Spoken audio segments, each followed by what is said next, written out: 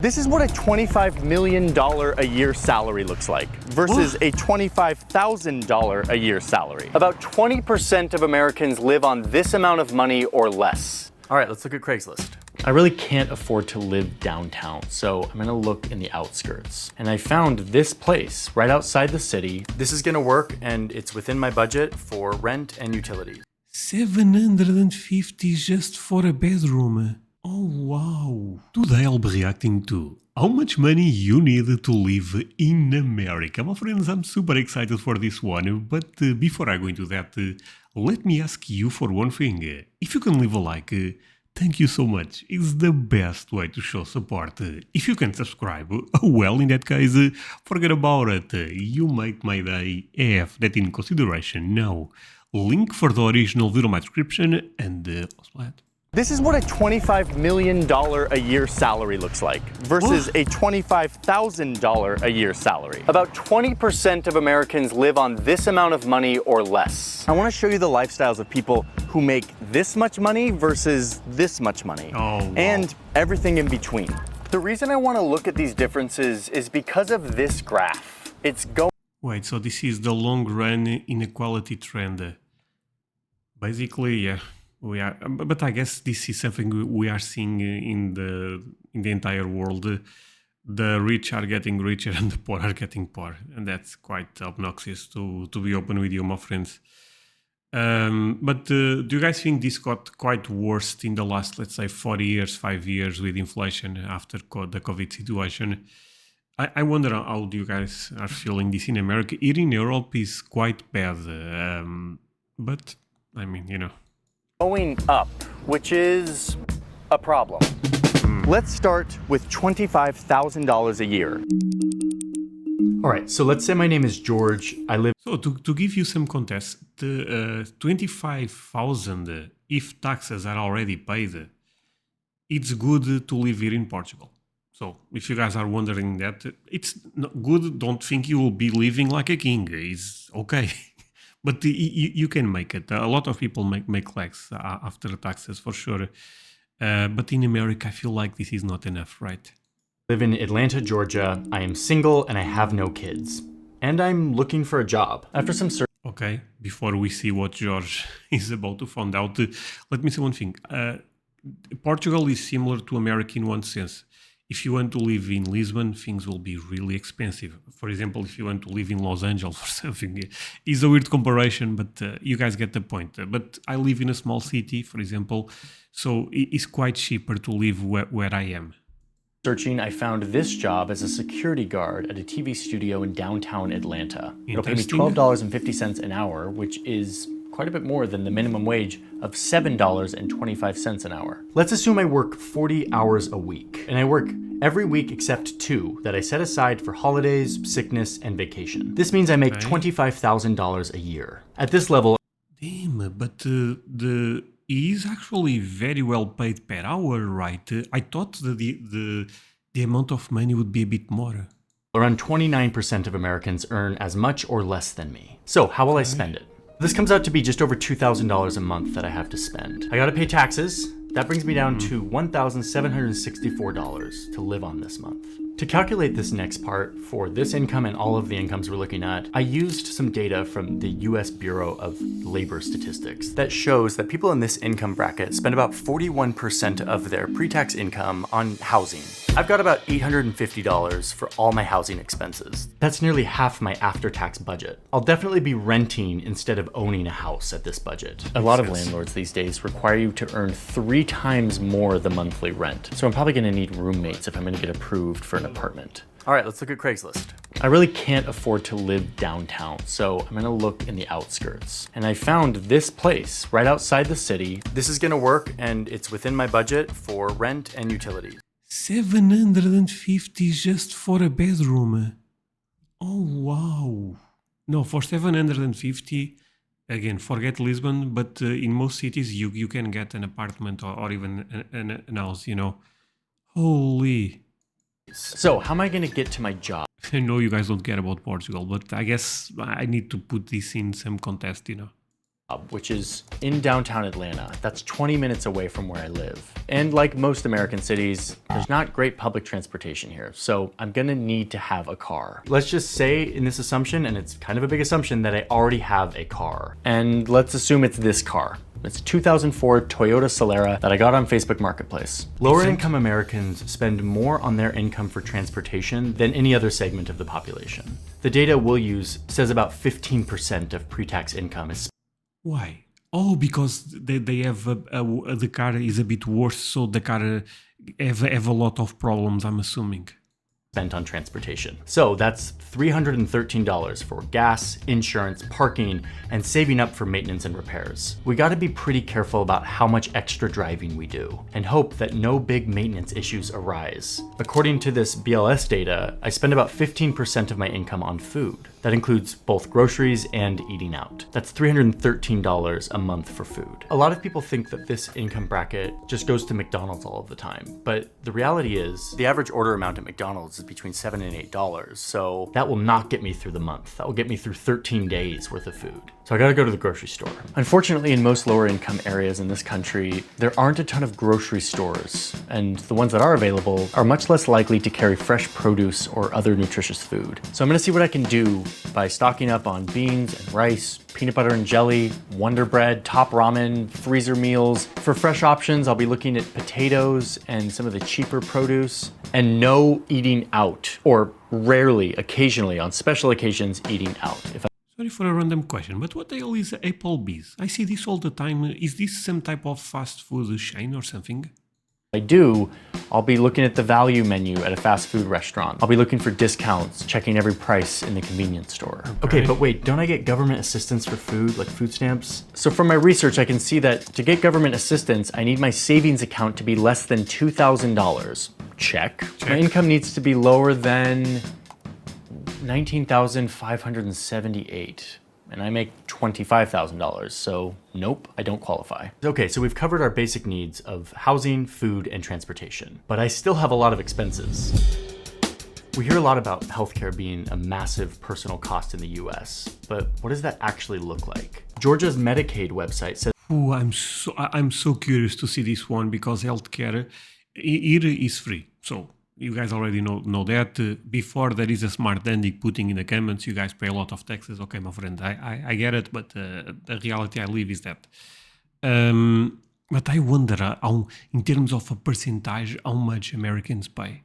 Says that I qualify for government help. But even with that, I will be paying around 10% of my income on health-related expenses like medicine, doctor visits, getting care that isn't covered by this government insurance. This is one of the reasons why people in my income bracket live around 7 years less than the richest Americans. After all these main expenses, I'm left with a small amount of money for everything else. And there's a lot more that I need to spend just to live. Laundry, internet connection, cell phone. Conservatively, that adds up to $105, not taking into account the overcharges and hidden fees. Like, you're starting to see what's happening here. This doesn't add up. Entertainment, fitness, and travel just isn't feasible. I have no emergency savings, no rainy day fund, and live in stress of an unexpected car repair, a health emergency. Any of these unexpected charges could be a major setback.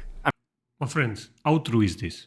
In the sense that the numbers make sense here, but for example, don't you guys think that 750 is a lot for the housing? I think that was the spot that maybe could be a bit lower. Because imagine if you can find a room in a different location, well, but maybe it does not make as much. But maybe a room for 400 or 500. Is that impossible in America? This is really interesting, actually, because gives you a nice perspective of how different classes live in America. I'm probably gonna have to join. Leave a like I said, because this is a different type of content, my friends. So it means a lot to me that you guys are watching this. And leaving a like helps the video to be shown to more people. And the huge number of Americans that rely on debt to get through the month, whether that's credit card debt or short-term loans with high interest rates. Maybe I'll need to move back in with my parents or take on a second job. Maybe I'll start driving Uber or DoorDash. But what's clear is that my full-time job, which pays much more than the minimum wage, is still not enough to make it through the month. All right, now let's see what we can do with $40,000 a year. Now I think with 40,000 we can live decent. my name is Simon. I am the representative of the median American income of a single earner. I make $40,000 a year as an event coordinator at a country club in Atlanta. My $40,000 salary gives me just over $3,000 a month. After federal and state taxes, I'm left with just under $2,700. Using that same data set, my budget for housing is $1,133. I'm kind of feeling this one-bedroom house. Let's say between rent for this house and my utilities, I'm paying $1,133 for my monthly housing expenses. The country club is kind of far from my house, and because there's no public transportation, I'm gonna need a car. I saved up and purchased this 2011 Subaru Forester on Facebook Marketplace. I got it for $4,500. So like George, I spend about $136 a month just on gas to get to my job. This leaves me with a little over $400 for everything else. Guys gotta Things are not looking good anymore at all.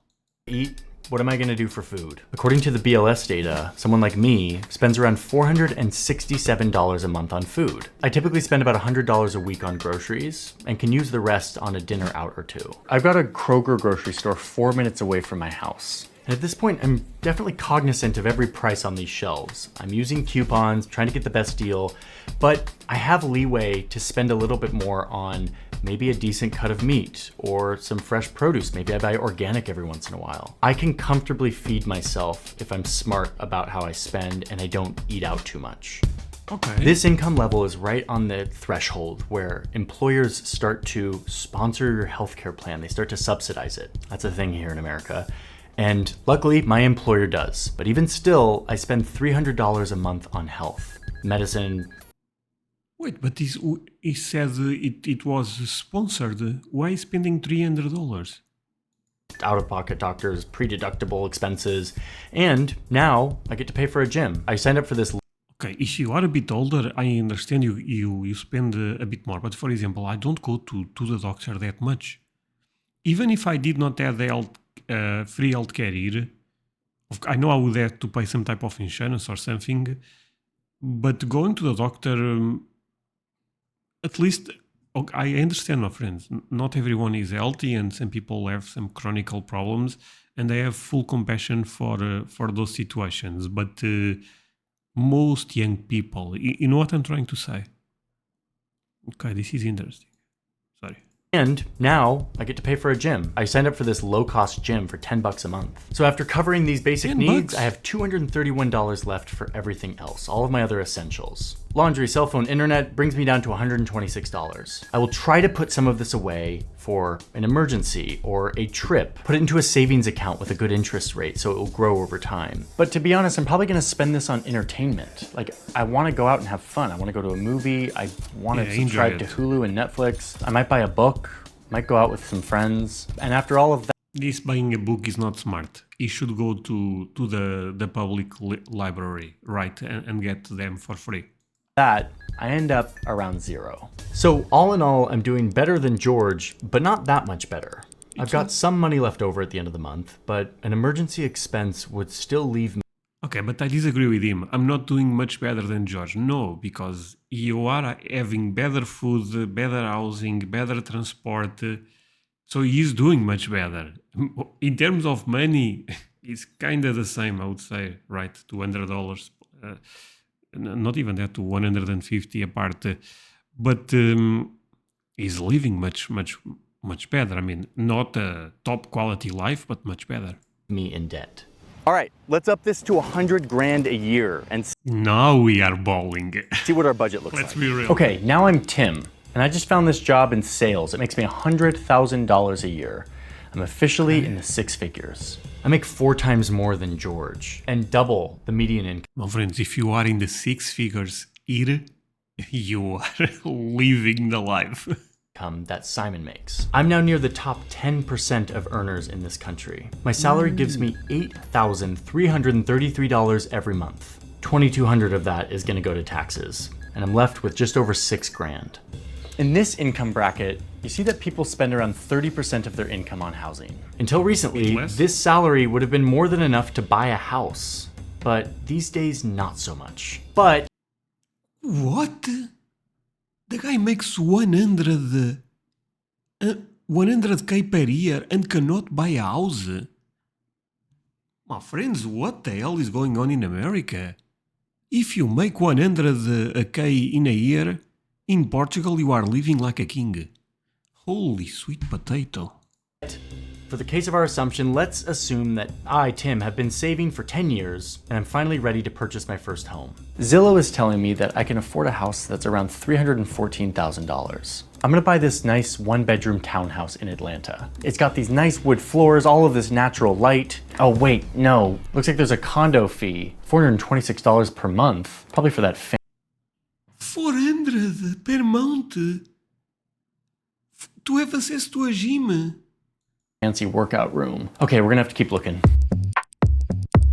Okay, I found one. It's a one-bedroom condo. It's got a fireplace, access to a pool and a fitness room. It's in a pretty good location, and it's just under $260,000. With the condo fee, I'll be paying around $2,700 per month, which is about 32% of my income for housing. I get to Okay, my friend.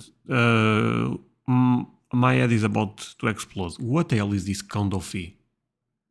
Condominium fee? Why do you have to pay so much for that? That's basically what you pay for renting an house here. What? So all the American suburbs have to pay this condo fee? What if you have a piece of land and you build an house there? You don't pay the condo fee. Oh my God.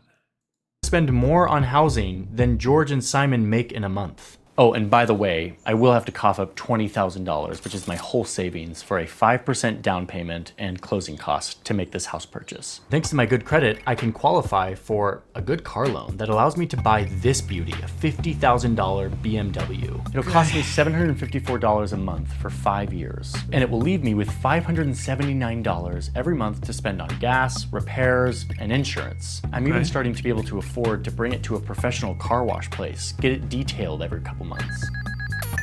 I mean, come on. The guy, okay, but I feel like he's making all the tiers to look better because you, first of all, you don't need a BMW, right? You can buy a cheaper one and would be good. And now you have other people actually cleaning the car for you. I am upper middle class now, so I only have to pay 11% of my income on food per month just to feed myself. I get to eat out a lot more lately. When I'm at the grocery store, I get to peruse the fresh and nutritious food much more abundantly. I can buy nice meat and nice produce. I'm not overly concerned about the prices. And lately, since meal delivery apps have become more common, I'm ordering DoorDash like once or twice a week. I'm starting to be able to DoorDash? We don't have this one here. We have Uber Eats. use money to save myself time and stress. My job pays for a lot of my health insurance, and yet I still pay $500 a month on health, medicine, and these kind of expensive supplements I've been buying. I'm able to Wait. So, my friends, this thing, please, explain me this. If you make more money, you have to pay more for your health? Basically some type of insurance related with the money you make, you are maybe more important for the company, so they really need to know that you have great health. I'm making a lot of this stuff up to be fair, but the healthcare is going up and up. save money at this point so that a minor medical emergency isn't a huge deal. But the doctors I do go to have to be covered by my insurance plan. I can't go out of network. It would be too expensive to pay out of pocket. With all my big expenses covered, I still have $665 to cover Wi-Fi, unlimited data on my phone, and since laundry and a gym are in my apartment, I actually don't need to use much cash for that. So even after all of these essentials, I have money to save and invest. And even still, I have cash left over to go out with friends. Every few months, But the guy keeps saying laundry. You can buy a machine and do it yourself, right? I'm able to save up enough to go on vacation. My Lisbon. Oh, crazy. Welcome to Portugal, my friend. work pays me even when I'm taking time off, so I don't need to worry about that. I do have to strategically choose my travel. You know what? I never said this, but I'm gonna say it today. Sorry.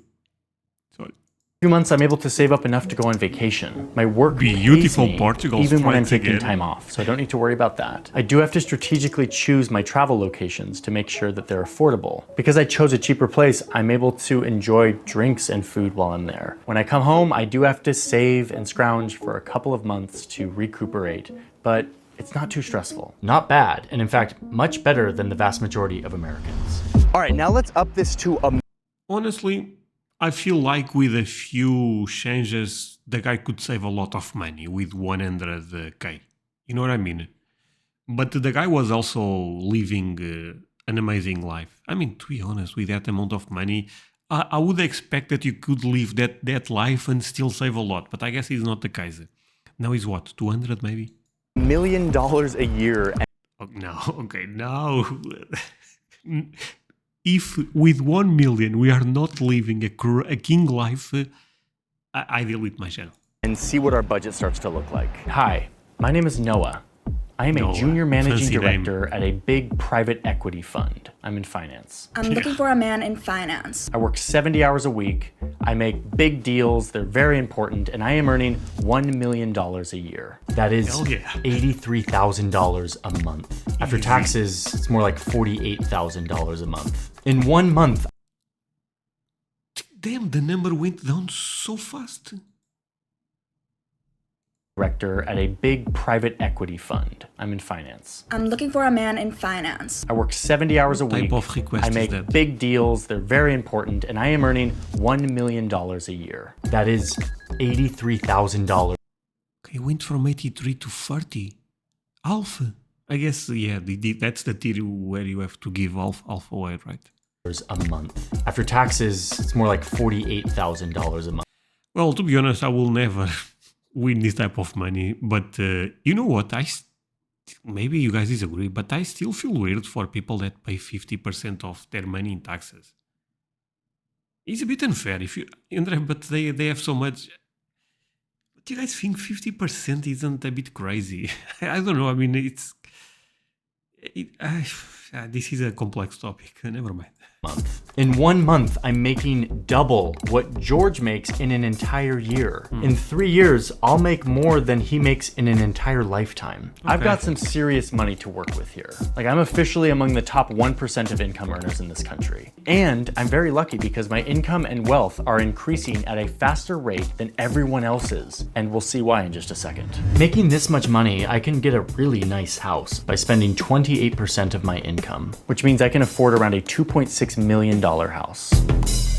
Wow, this one's kind of nice. This 5-bedroom, 5-bathroom home in this quiet Atlanta suburb. Man, Quiet. it is nice here. Look at this kitchen. Oh, and this beautiful yard out here. I might pick up croquet. And it even comes with this little friend. Hey, bud. I've always wanted my own taxidermy fox. This house is gonna cost me around $19,000 every month for the mortgage and 20k per month. It's ridiculous. Okay, but we are making 1 million. Okay, Noah, you know what you are doing. other expenses, like house cleaners that come once a week to clean my entire house and do my laundry. My yard is maintained by a local landscaping company. I'm spending 16% of my income on transportation, which means a little over $13,000 a month on everything cars and planes. Instead of owning a car, I lease one in 3-year periods so that I can always be driving the newest, fanciest car. Like this Rivian. It's gonna cost me about $1,000 a month all in. I can totally afford that. I'm also taking a lot of taxis lately because I can afford it. And I can afford a private driver here and there, though I don't have a full-time private driver. I can hop on a flight too whenever I want.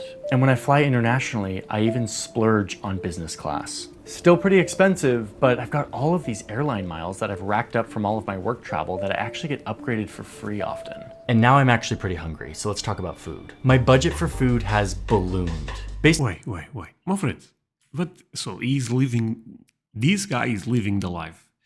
But don't you guys think that a lot of people, I don't even know, probably anyone that makes 1 million, to be honest with you, But people that make 1 million, maybe some people really go crazy and spend all of their money. But I also believe there is a good amount of people in this category that is actually quite cheap. You know, the guy maybe drives even a old car and stuff like that.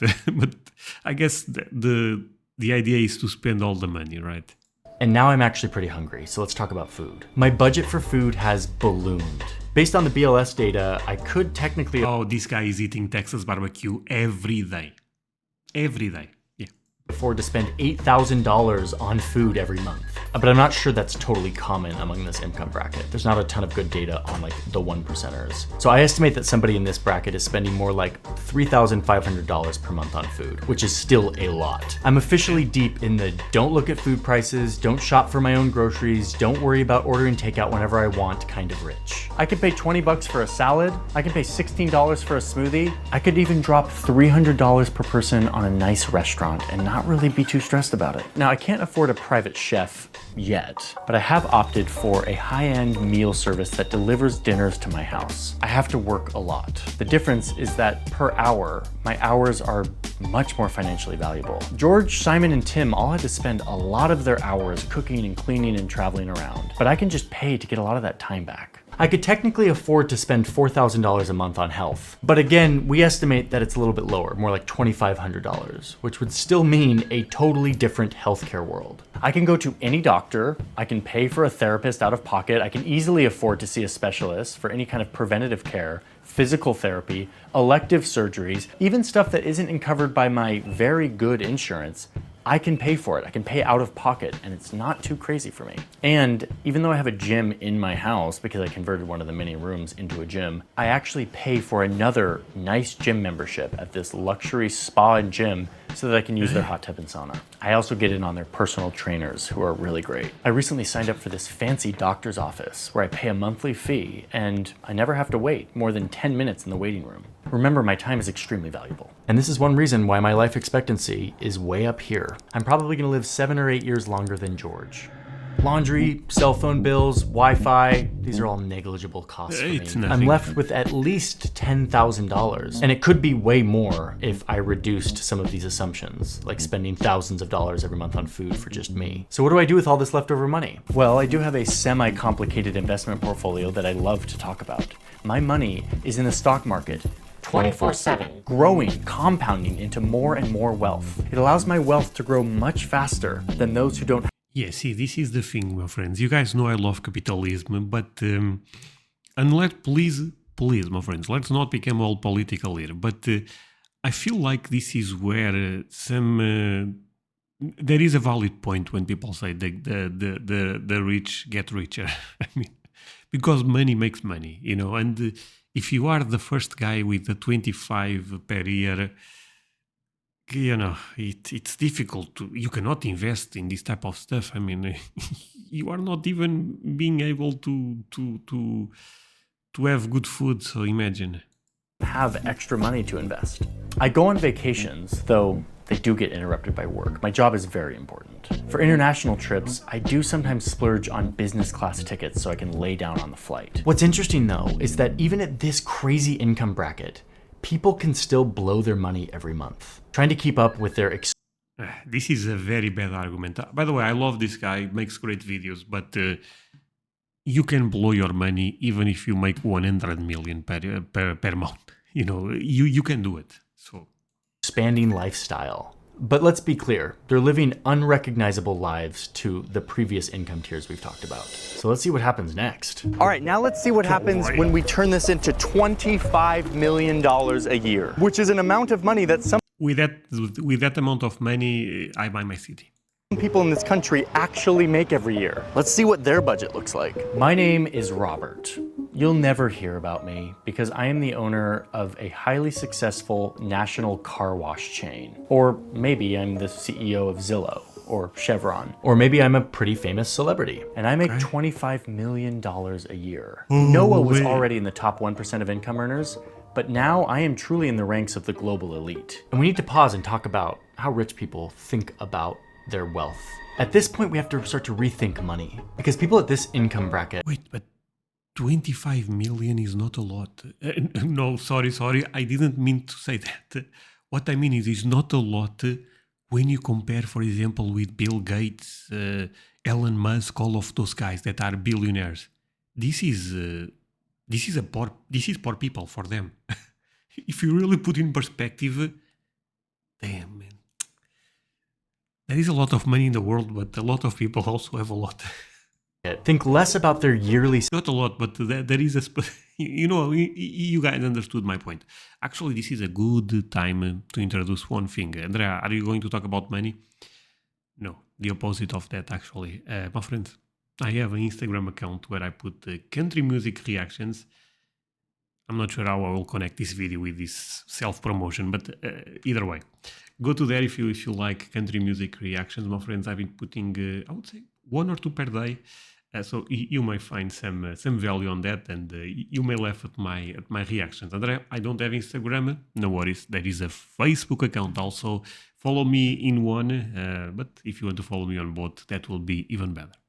Salary, and more about the total value of all of the stuff they own, their net worth. Most of my pay is in stocks, not cash. I spend money knowing that I have all of these assets that I could sell if needed, even if it doesn't come to me in a paycheck every month. If this was me, most of my money would be in stocks, comic books, Pokemon cards. Yeah, I'm a bit of a nerd. Which is actually really great because I'm not taxed on this stuff unless I sell it for cash. And even then, I'm taxed at like 15 to 20%, which means that in a lot of years, my tax rate will be less than Tim, who makes $100,000. I'm paying less of my income in taxes than he is. This is very good for my net worth. So let's see what I can buy. Now, given my gargantuan income, I could technically afford this house. It has a pool, it's got this really cool statue, and this garden that looks like it's straight out of Princess Diaries. I don't want to be a princess! But because I'm planning to buy my summer house in Italy this year, I'm gonna go with something a little bit more modest, like this one. Okay. I really like this house. The door He should have bought a house in Portugal. That was his mistake, and could afford the other one. doorknob in the shape of someone's hand, the animal print details, the golf room. I love this golf room. I mean, what can I say? I'm Robert. I'm an eccentric boy. This house has a pool, it's got a gym, it's got this wooden tub, which is something I never thought I needed, but I absolutely do. What you'll start to see with this house and everything else in this income bracket is how it allows me to physically isolate myself from the concerns that most people have. I don't have to think about crime, homelessness, noise, pollution. I can live surrounded only by people who are wealthy like me. Getting around is really easy for me. I've got a couple of cars. I rotate driving them every once in a while, except for this one. No pickup truck. Another mistake by him. This one I don't drive because it's an antique and I just like to look at it. Oh, and did I mention I have a full-time driver? I pay him $51,000 a year. He whisks me around from important meeting to important meeting. I'm spending 2 times what George makes in a year to pay for this, and it's totally worth it because it saves me time. When I travel, he drives me You know what? The move is to be the guy that drives his car. right onto the runway, where I jump into a private jet. Now, I don't own this jet yet, but I do charter private flights. Like when I need to fly from Atlanta to New York, it cost me about $27,000 for this 2-hour flight. I can easily do that. 27 grand feels to me what $43 feels like to Simon. I'll pay that for a nice private jet. Now, I don't fly private all of the time. I do fly commercial if I'm going on vacation to Paris. I'll be flying first class, obviously. I have a separate security checkpoint, my own lounge, and when I get on the plane, I get one of those little cabins all to myself. By the way, this ticket cost me $31,000. When I get to Paris, I usually book the penthouse in one of my favorite hotels. I have hotel staff available at any moment. Wait. Why Lisbon was used for the lower tier, actually the second or something, right? And or no, maybe even the third. I think the second guy was also not having trips. But now that we are rich, we are going to Paris. What? I cook? No, I do not cook. I enter grocery stores only when I feel like it would. Well, my friends, if that makes you feel rich, I also don't cook. But that's the only thing I have in common with him. Be fun to feel like a regular person for a moment. Hey, chef, do you want to cut this up for her? And yet, magically, when I open my refrigerator, everything I need is in there.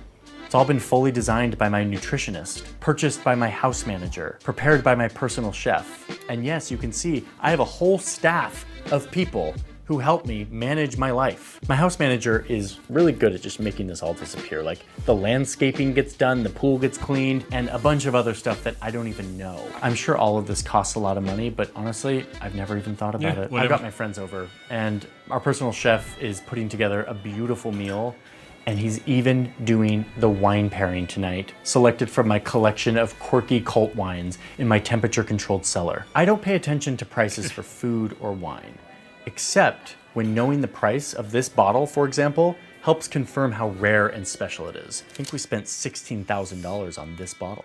Or this other one that I splurged on for $150,000. I go out to restaurants, but it's a little different than the rest of the world. I have connections that allow me to get into the private back room of whatever restaurant I want. Okay, this is insane.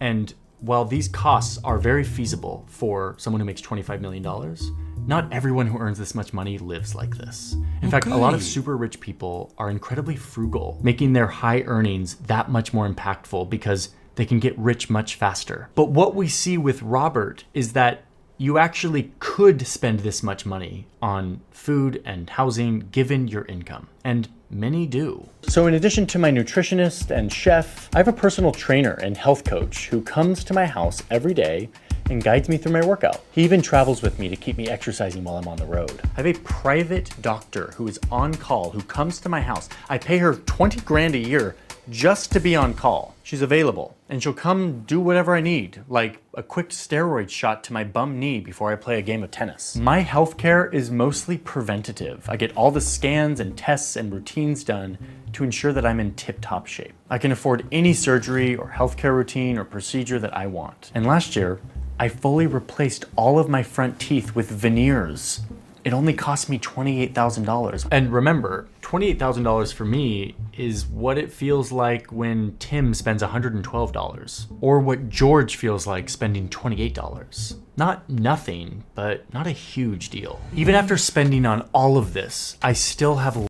Damn, that's actually crazy to put in perspective. Sorry, that's okay. That actually is kind of crazy. Lots of money that my financial manager funnels into sophisticated investment portfolios that just keep on growing. Investing can be really fun for me at this point. I'll just take 30 grand here and there to buy collector's items that I'm into. A couple weeks ago, I paid $5,000 for this authentic World War II helmet. This piece of art cost me 50 grand, but it's a great investment because the artist is actually going to be the next big thing. So You know what? The sad thing is, this is true. People sometimes buy this type of stuff. You know, that is so ugly.